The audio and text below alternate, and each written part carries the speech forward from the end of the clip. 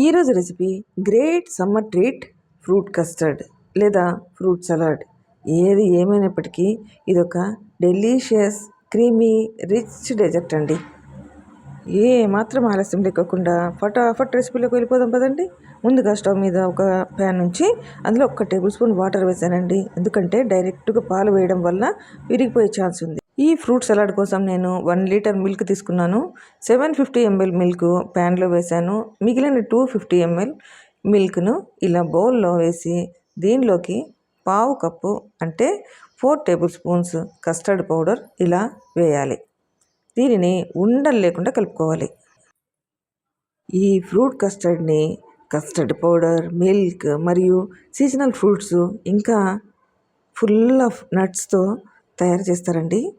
దీనిలోకి నేను 1 tea spoon orange essence వేసాను. మీకు ఇష్టమైతే పైనాపిల్ ఎసెన్స్ అన్నా వాడుకోవచ్చు, లేదా మిక్స్డ్ ఫ్రూట్ ఎసెన్స్ ఏదైనా వేసుకోవచ్చండి. దీనివల్ల దీని ఫ్లేవర్ ఎన్హాన్స్ అవుతుంది.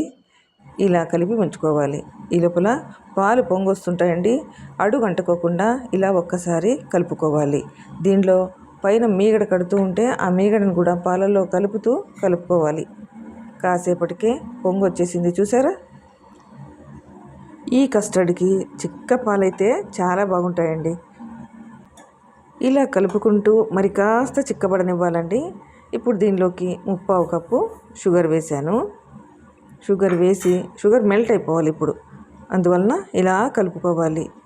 షుగర్ వేయడం వల్ల పాలు కాస్త పలచబడినట్టు అనిపిస్తాయి, కానీ మెల్ట్ అయిన వెంటనే మళ్ళీ చిక్కగా వచ్చేస్తాయండి.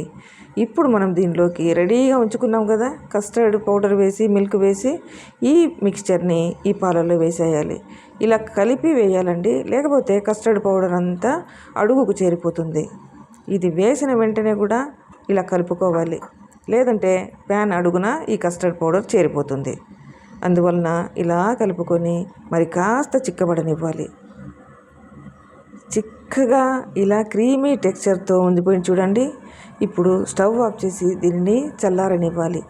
ఇలా మీగడంతా కట్టేసింది చూడండి, పైన ఎంత చిక్కగా తయారైపోయిందో చూసారా? ఈ మీగడను పాలల్లోనే ఇలా కలుపుతూ మరి కాసేపు చల్లారనివ్వాలండి. ఇలా చల్లారిపోయిన ఈ మిశ్రమాన్ని వేరే మిక్సింగ్ బౌల్లో వేసేసుకుందాము. ఇది చల్లగా అయిపోయి రూమ్ టెంపరేచర్లో ఉందండి. ఇప్పుడు దీన్ని ఒక మిక్సింగ్ బౌల్లో వేసేసాం కదా, దీన్ని ఒక క్లింగ్ ర్యాప్తో కవర్ చేసేసి బాగా చల్లగా అవ్వాలి కాబట్టి కనీసం ఒక 3 గంటల సేపు ఫ్రిడ్జ్లో ఉంచేసేయాలి. 3 గంటల తర్వాత బయటికి తీసుకున్నామండి. ఇప్పుడు చూద్దామా ఎలా ఉందో.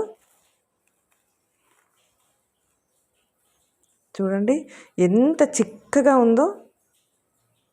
చూడండి, ఇలా కూడా ఉండకూడదు మనకి. ఇప్పుడు దీన్ని ఏం చేద్దామంటే మిక్సీ జార్లో వేసి గ్రైండ్ చేసేద్దాము. ఇలా చేయడం వలన క్రీమీ టెక్స్చర్ అనేది పర్ఫెక్ట్గా వస్తుందండి మనకి.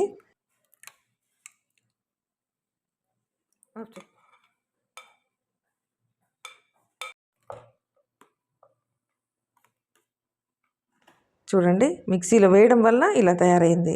ఇప్పుడు దీన్ని ఎలా డెకరేట్ చేసుకోవాలో చూపిస్తానండి. నేను ఈ ఫ్రూట్స్ని కట్ చేసి అరగంట పాటు ఫ్రిడ్జ్లో ఉంచానండి, అందుకు చల్లగా ఉన్నాయి. ముందుగా పపాయ వేశాను, ఆ తర్వాత బనానా వేశానండి. బనానా, యాపిల్ మాత్రము ఫ్రెష్గా అప్పుడు కట్ చేసుకోవాలి. మిగిలిన ఫ్రూట్స్ అన్నీ కట్ చేసి చల్లగా ఉండడానికి ఫ్రిడ్జ్లోనే ఉంచేసుకోవచ్చు. 3rd లేయర్గా నేను బ్లాక్ గ్రేప్స్ వేశానండి. యాపిల్ మాత్రం ఫ్రెష్గా ఇప్పుడే కట్ చేశాను. 4th లేయర్గా యాపిల్ని ఇలా చిన్న చిన్న ముక్కలుగా కట్ చేసి వేసుకోవాలి. ఇప్పుడు గ్రేప్స్ వేసానండి. ఇలా ఫ్రూట్స్ని ఒక్కొక్క లేయర్గానే వేసుకోవచ్చు, మీకు నచ్చినట్టు వేసుకోవచ్చండి. నేను మీకు చూపించడానికి ఇలా వేసాను. దీని మీద మనం గ్రైండ్ చేసిన ఈ మిక్స్చర్ని వేసేసేయాలి. ఇలా వేసిన తర్వాత చివరగా చల్లగా ఉన్న పొమోగ్రనేట్ సీడ్స్ని ఇలా స్ప్రింకిల్ చేసుకుందామండి. కంటికి ఇంపుగా ఉంటేనే కదండి నోటికి రుచిగా ఉండేది. ఇలా పొమోగ్రనేట్ అన్ని స్ప్రింకిల్ చేసుకున్న తర్వాత దీని మీద కొన్ని బ్లాక్ గ్రేప్స్ కూడా వేసేసుకుందామండి. బ్లాక్ గ్రేప్స్ వేసిన తర్వాత కొన్ని గ్రీన్ గ్రేప్స్ కూడా వేసేసుకుందాము. ఇవి వేసిన తర్వాత ఇప్పుడు కొన్ని డ్రై ఫ్రూట్స్ కూడా వేసుకోవచ్చు. నేను కాజు వేసాను, మీరు బాదం కానీ పిస్తా ఏమన్నా కానీ వేసుకోవచ్చండి. అంతేనండి. ఇండియాలోనే పాపులర్ అయిన ఫుడ్ కస్టర్డ్ రెడీ. మరి మీరు ట్రై చేస్తారు కదూ! Thanks for watching.